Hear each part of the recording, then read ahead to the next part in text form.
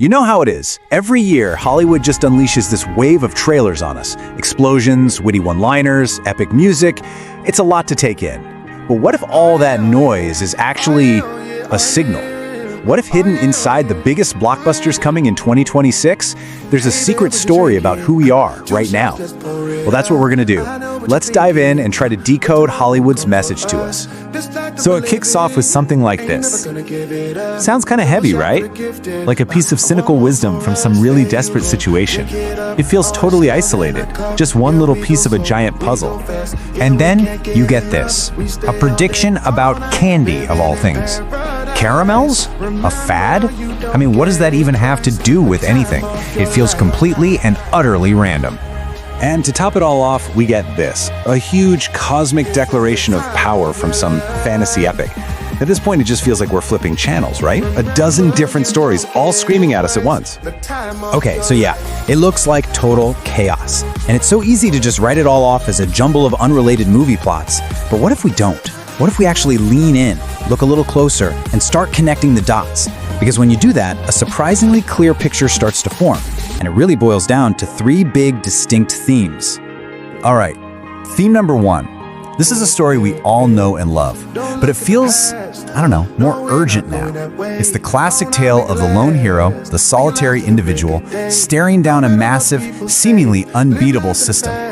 And what's so wild here is just the sheer scale of this conflict. It seriously doesn't matter what the genre is. You got a modern-day thriller, a bleak dystopian future, even a historical epic. And in every single one, it's one person. You got Cole Reed, you got Katniss Everdeen, you have a young George Washington, and they're all taking on an enemy that is just overwhelmingly powerful. We're talking criminal networks, tyrannical governments, an entire freaking empire. But here's the thing, what kicks this all off? It's not some big, noble idea, at least not at the start. No, it's something way more personal. Take Cole Reed, this former cop whose life gets torn apart by a trafficking ring. When someone asks him what he wants, his answer is just one word: vengeance. It's so raw, so primal. But that personal fire, it doesn't stay personal for long. It escalates, and fast. You look at Katniss Everdeen and the other tributes from Panem. The fight stops being just about surviving another year. They start to realize the whole system is the real enemy. The games, that's just a symptom. Stopping the games is just the first domino to fall on the way to toppling the entire corrupt structure. And this next quote, wow, this just nails the ultimate goal. You've got a young George Washington, and he's being told, hey, this is just how the world works. Accept it. But his response? It's not about winning a single battle.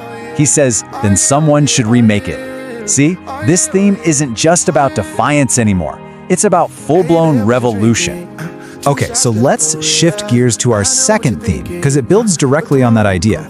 If theme one is all about wanting to remake the present, theme two is about digging into the past to figure out how. Hollywood is going back in time, but this isn't some dry history lesson. Nope, they're hunting for those moments of radical, world-altering change. And they're dropping us right smack in the middle of these huge turning points. We're talking about the very spark of the American Revolution, the birth of the Hershey Candy Empire, which completely changed an industry, and then you have the super tense Reykjavik summit. I mean, you've got Reagan and Gorbachev in a room, holding the fate of the entire world in their hands, literally trying to dismantle the whole nuclear arsenal. And you know what these movies do so well? They remind us that these huge historic changes, at the time, they just look like crazy gambles. Take Milton Hershey's backer. He's absolutely terrified of being laughed out of town for investing in a quote-unquote fad like caramels.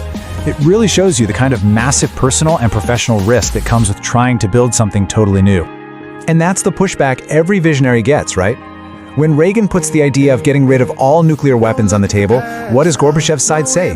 You have come in here with a fantasy. It's too big, it's too unrealistic. And that's exactly what these films are obsessed with. Those moments where a fantasy is just one brave decision away from becoming history.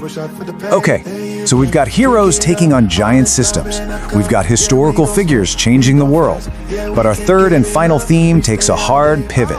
We're moving away from enemies you can see and punch to something way harder to fight. The threats we can't see, the fears that are lurking inside us. So that begs the question, right? What are we really afraid of in 2026? If you look at these trailers, it's not spies or soldiers anymore.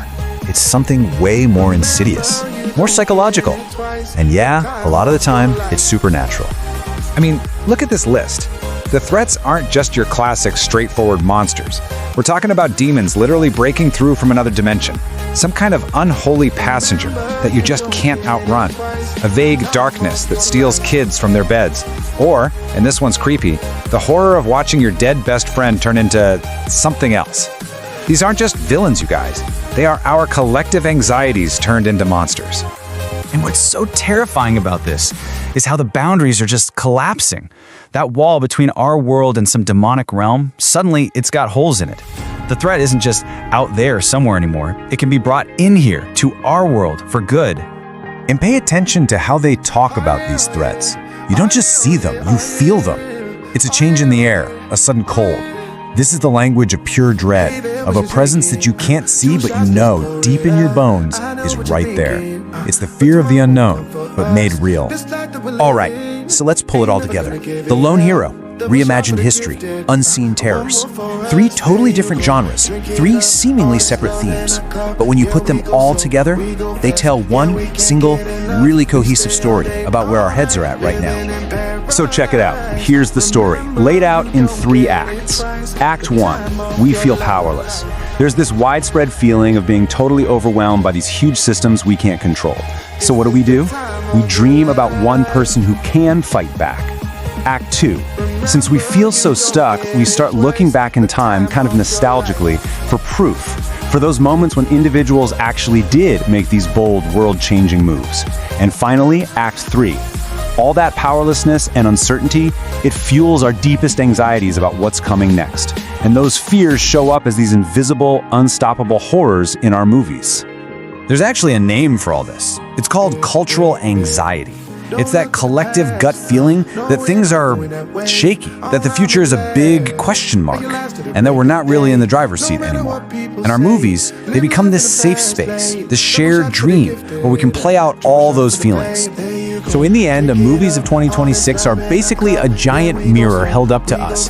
And what do? We see a society that is desperate to believe that one person can still make a huge difference. We see a culture that's looking back at its own history for proof that massive change is even possible.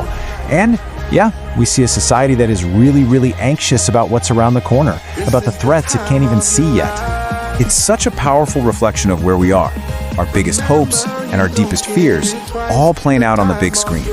And it really leaves us with one last massive question. If this is the story Hollywood is telling about us, what story are we going to write for ourselves?